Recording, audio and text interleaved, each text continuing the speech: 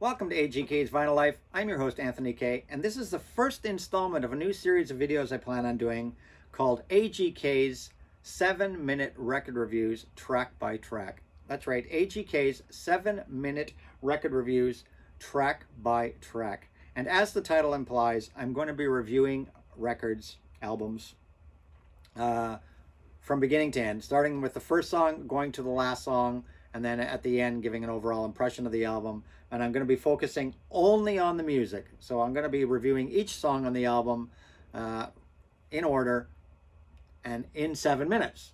Hopefully in 7 minutes. But I have a stopwatch here that I'm going to use to time my 7 minutes.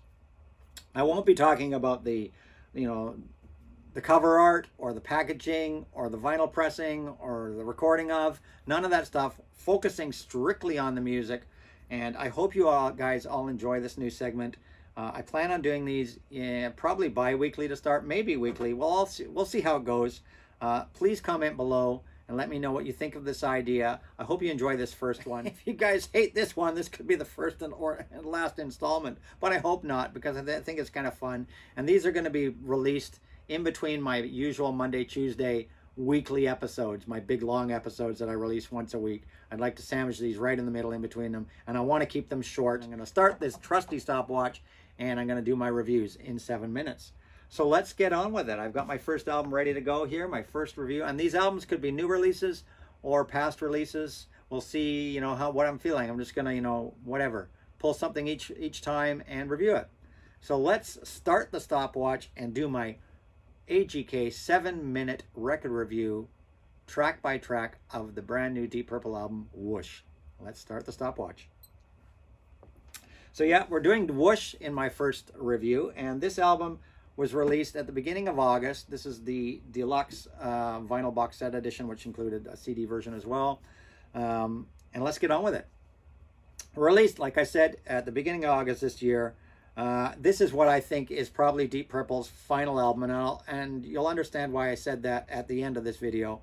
But I think this is Deep Purple's farewell album, and it is a fine farewell. And in fact, it's probably one of the best of their career, and I'll explain that later. But let's get into track by track. And in my opinion, every great record album has always had a great opening song and a great closing song. I think those are key to any great record album. You have a great opener and a great closer. And this album for sure has a great opener in in the first of 3 singles so far released from the album, called Throw My Bones. You know you're listening to Deep Purple as soon as it starts, but don't get me wrong, this isn't Deep Purple of the Fireball, Machine Head, In Rock, Perfect Stranger days. This is Deep Purple of the new millennium. Any great band has to evolve if they want to survive. And the reason why Deep Purple is still around in the 2020s is because they've constantly evolved their sound. They're still Deep Purple, but with still got that hard sound, but the musicianship just has gotten better and better over the years. And Throw My Bones is you're listening to Deep Purple still. A wonderful song. Originally written for the Infinite album, which was their previous album, but never used and never recorded. And then they resurrected and finished the song and released it as the opening song on this album. Throw My Bones, wonderful Deep Purple song, gets the ball rolling right away. Every song on this album has absolutely incredible guitar solos by Steve Morris and organ and keyboard solos by Don Airey. This album really showcases Steve Morris's and Don Airey's talents more than any other album I've heard by them. Okay, so then on to the second and third albums, which I think are second and third songs, which I think are the 2 weakest of the album. I'm not a big fan of the songs. They're okay. Don't get me wrong. There's nothing wrong with the songs. They're not bad songs or anything, but I feel they're just kind of songs in the style we've heard before over the years from Deep Purple in previous albums. Drop the Weapon and We're All the Same in the Dark, I think, are pretty standard Deep Purple songs that we've kind of heard before. They just sort of go by for me. They so far haven't grown on me yet. I mean, maybe they will in the future, who knows, but right now they haven't done a whole lot for me. But then we get to song number 4, and song number 4, absolute magic as far as I'm concerned. The minute this song started, I fell in love with this song, and that doesn't happen often for me. I fell in love with this song. In fact, I picked the needle up on the record and put it back to the beginning of the song a few times and listened to this song a few times over in a row because it just blew my mind. I think it's one of the top 10 songs Deep Purple has ever released in their entire career. For me personally, it could even be in the top 5 songs they've ever released. It's absolute magic. It's nothing like Deep Purple has ever done before. And I will be leaving a link to the music video, which was just released a few days ago, to this song in the comments below. I will also leave a link to the other 2 singles music videos in the comments below as well, so you can check them out. But nothing at all, an absolutely magical song. My favorite of the album, hands down. And the lyric in this, this album was in the can by November of 2019. And listen to this lyric in the song. It's when I hear about the doom and gloom that's around the corner and coming soon. Wow. What doom and gloom was around the corner and coming soon only a couple months later after the song was written? A certain pandemic. And the song is about things that go on in your life and how you just brush them off like they're nothing at all. It's a magical song. I'm in love with this song. Check it out. It's incredible.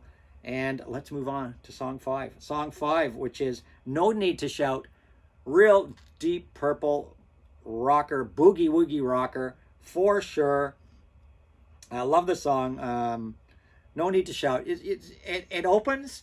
As soon as you hear it, you'll hear the first note of the song is Don Airey stomping on the Hammond organ, and it's an homage to Perfect Strangers. There you go, an homage to Perfect Strangers, in my opinion. Starts with a wonderful keyboard, boom, and goes into a fabulous song with a great, almost ragtime piano solo in it, and a blistering guitar solo from Morris. No Need to Shout, which is followed up by Step by Step, song number 6, which is a really eerie, kind of ghostly song, ghostly vocals from Gillan. And the song itself reminds me of the Phantom of the Opera sitting in the cave over his big organ, banging on the organ. It's very, very eerie, wonderful song, Step by Step, with ghostly vocals and a wonderful, organ solo in it and guitar solo. That's followed up by What This What, which is, it's bar band boogie woogie honky tonk song, wonderful song, What the What, with a wonderful honky tonk piano solo and a great blistering guitar solo once again in it, What the What. And then that is followed by The Long Way Round, the longest song on the album, clocking in at 5 3/4 minutes. And The Long Way Round is the highway star of this album. That's right, it's the highway star of this album. It's a song for driving in your cars with the windows down and the roof off. It's not, as fast as Highway Star, obviously, but it's got that great power to it. It's got a fabulous guitar solo. It's got a keyboard solo that's reminiscent of Keith Emerson on his synthesizer. Wonderful song. Absolutely love it. The Long Way Around. And then we get into the trilogy that closed the album called The Power of the Moon, which is another haunting, almost mystical song with a wonderful, wonderful Hammond organ solo in it. Then there's a bridge song, which is just a little 1.5-minute instrumental that ties to the next song called Remission Impossible, which goes to the final track on the album, Man Alive, the 3rd single from the album. An absolutely incredible Deep Purple masterpiece with a beautiful spoken passage in it, which closes out that trilogy. And then the final song on the album is And the Address. And any true Deep Purple fan will know that And the Address was the first song on Shades of Deep Purple and is the final song on Woosh. So that to me signals the end of Deep Purple, even though they haven't formally said this is the end. I think the fact that they put a wonderful recreation of And the Address to close the album on Woosh, and the Address started Shades of Deep Purple. So I feel like they're telling everybody this is the end. We're ending our career with the same song we started it with. Now there is a bonus track called Dancing in My Sleep, and I don't know why they put it as a bonus track. It should have been put earlier in the album so that And the Address would truly be the end of the album. But they call it a bonus track, but as far as I'm concerned, the album ends with And the Address. It ends their career the way they started it. And that is my, 7-minute and 40-second review of the album. I'll try to do better next time. I filmed this video so many times and tried to do it in 7 minutes, and I think I came close. But my overall impression of the album is, we're at 8 minutes. Oh well. But in the future, I'll really try to get them done in 7 minutes. But my overall impression of this album, if I'm going to rate this album, I give this album an 8.5 out of 10. That's an 8.5 AGKs out of 10. And the reason I gave it an 8.5 is, like I said, tracks 2 and 3 didn't do a whole lot for me. And the bonus track, Dancing in My Sleep, I think should have been blended in earlier into the album, so that "And the Address" would be the true final song on the disc, because it was obviously intended as the final song on the album. So yeah, an 8.5 out of 10 for Deep Purple Woosh. Like I said, I would put this album in the top 5 albums they've ever recorded. I'd say that, as far as I'm concerned, In Rock, Fireball, Machine Head, Perfect Strangers, and Woosh are the 5 best albums Deep Purple ever made. And that is my 7-minute plus record review. I will try to do the next one in 7 minutes. This is going to be a challenge for me over the weeks to come. But I hope you enjoyed it. Comments welcome down below. As always, please don't forget to like and subscribe to my channel. I'll see you guys all in my regular weekly episode. I hope you enjoyed this review.